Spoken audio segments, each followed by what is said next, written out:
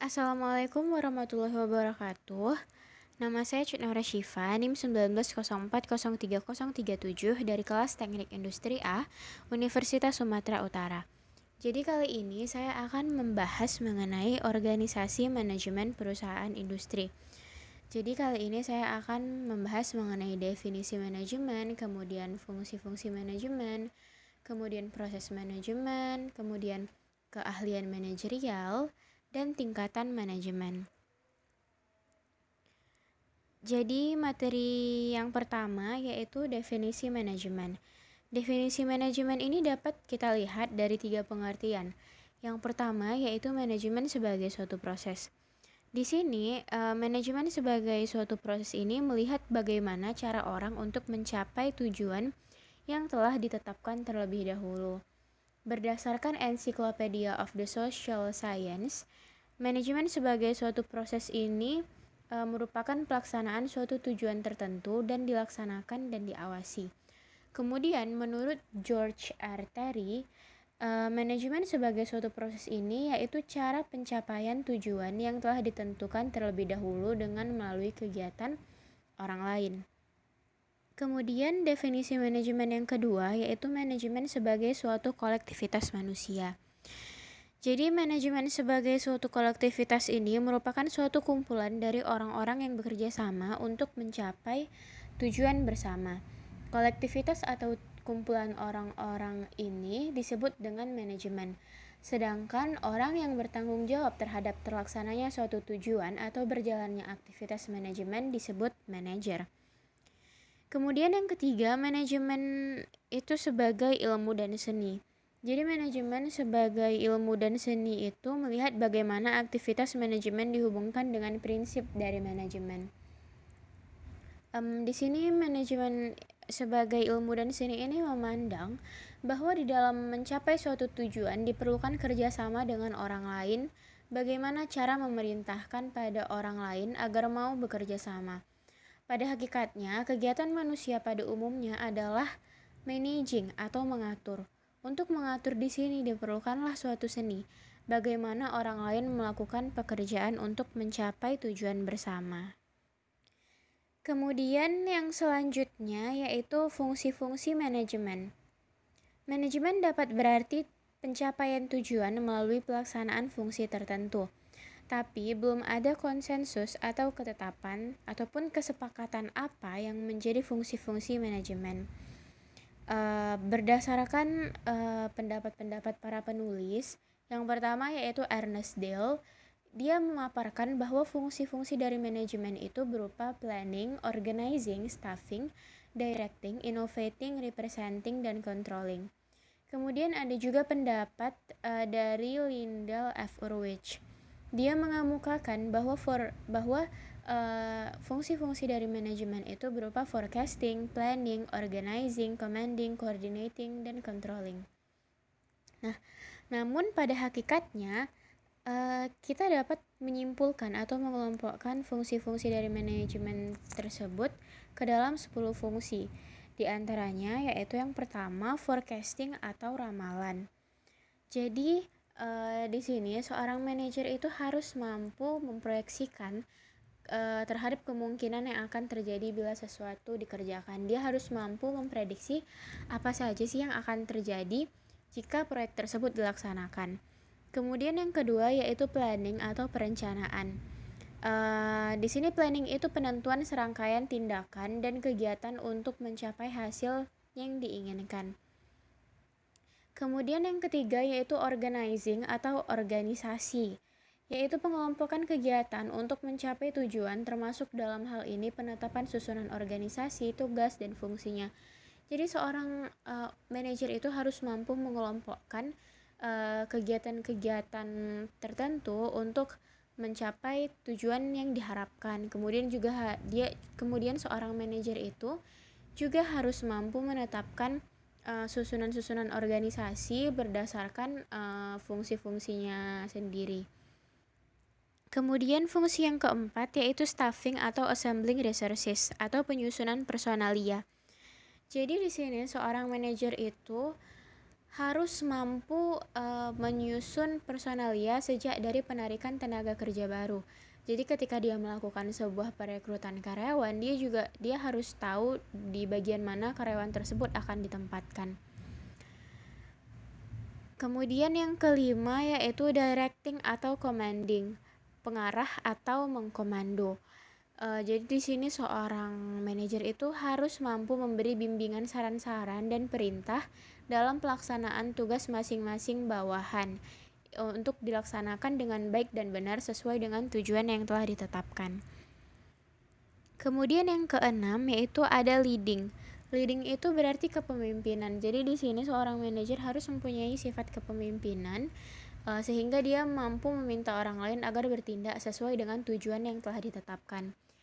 Kemudian yang ketujuh yaitu coordinating atau koordinasi, yaitu menyelaraskan tugas atau pekerjaan agar tidak terjadi kekacauan dan saling melempar tanggung jawab dengan jalan menghubungkan, menyatu padukan, dan menyelaraskan pekerjaan bawahan. Kemudian yang kedelapan yaitu motivating atau motivasi. Di sini seorang manajer selain dia memimpin, dia juga harus mampu memberikan semangat, inspirasi, dan dorongan kepada bawahan agar mengerjakan kegiatan yang telah ditetapkan secara sukarela, sehingga nantinya tercipta lingkungan kerja yang nyaman dan meminimalisir para karyawan tersebut merasa tertekan. Kemudian yang kesembilan yaitu controlling atau pengawasan, yaitu penemuan dan penerapan cara dan peralatan untuk menjamin bahwa rencana telah dilaksanakan sesuai dengan tujuan. Kemudian yang ke-10 yaitu reporting atau pelaporan. Di sini berarti segala kegiatan dalam perusahaan tersebut yang telah dilakukan harus ada laporan, baik itu berupa laporan secara lisan maupun tulisan.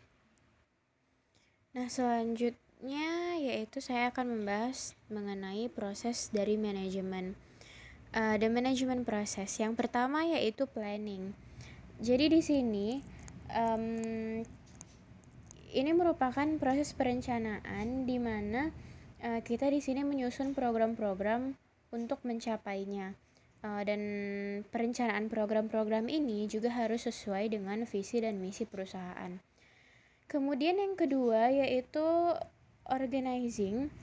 Di sini kita merancang atau menetapkan tugas-tugas, kemudian kita menetapkan mengenai orang-orang yang akan diberikan tugas seperti pengelompokannya gitu. Kemudian dan yang lainnya untuk menyelesaikan dari pekerjaan tadi. Kemudian ada leading. Nah, jadi leading ini merupakan pengarahan. Di sini perusahaan tersebut menetapkan orang-orang yang tepat untuk menggerakkan para staf tadi menuju pencapaian tujuan yang telah dirumuskan. Kemudian proses yang terakhir yaitu controlling atau pengawasan ataupun pengendalian. Jadi di sini di proses ini merupakan upaya untuk menjamin bahwa kegiatan-kegiatan para anggota di organisasi itu berjalan menuju dengan tujuan-tujuan yang telah ditetapkan. Berarti mereka berjalan menuju tujuan yang telah ditetapkan dan tidak melenceng dari tujuan tersebut. Nah, materi yang selanjutnya yaitu mengenai keahlian manajerial. Jadi untuk dapat mengimplementasikan kegiatan manajemen tersebut sesuai dengan fungsinya masing-masing, maka diperlukan beberapa keahlian manajemen atau managerial skills yang diperlukan oleh setiap orang yang terlibat dalam kegiatan organisasi. Keahlian tersebut meliputi yang pertama yaitu keahlian teknis atau technical skill, yaitu keahlian yang diperlukan untuk melakukan pekerjaan spesifik tertentu. Contoh dari keahlian teknis ini seperti mengoperasikan komputer, kemudian mendesain bangunan, membuat layout perusahaan, dan lain sebagainya. Kemudian yang kedua yaitu keahlian berkomunikasi dan berinteraksi dengan masyarakat atau human relation skills, yaitu keahlian dalam memahami dan melakukan interaksi dengan berbagai jenis orang di masyarakat. Contoh keahlian ini tuh seperti keahlian dalam bernegosiasi, kemudian memotivasi, kemudian meyakinkan orang, dan lain sebagainya. Kemudian yang ketiga yaitu keahlian konseptual atau conceptual skills, yaitu keahlian dalam berpikir secara abstrak, sistematis, termasuk di dalamnya mendiagnosa dan menganalisis berbagai masalah dalam situasi yang berbeda-beda. Bahkan keahlian untuk memprediksi di masa yang akan datang.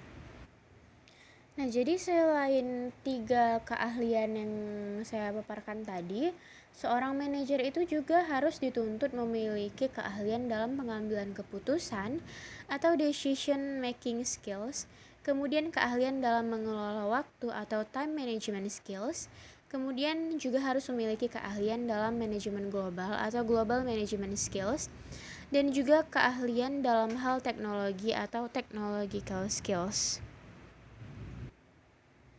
Nah, yang selanjutnya itu kita membahas mengenai distribusi keterampilan manajemen untuk setiap level manajemen. Jadi setiap levelnya itu ada lower level managers, kemudian ada middle level managers, dan juga top level managers.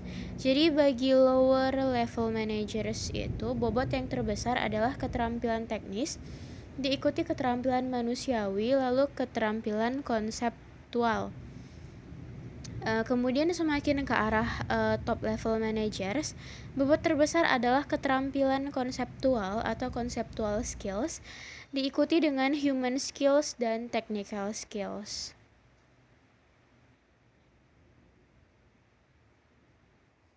Nah, kemudian ada juga kita akan membahas mengenai tingkatan manajemen.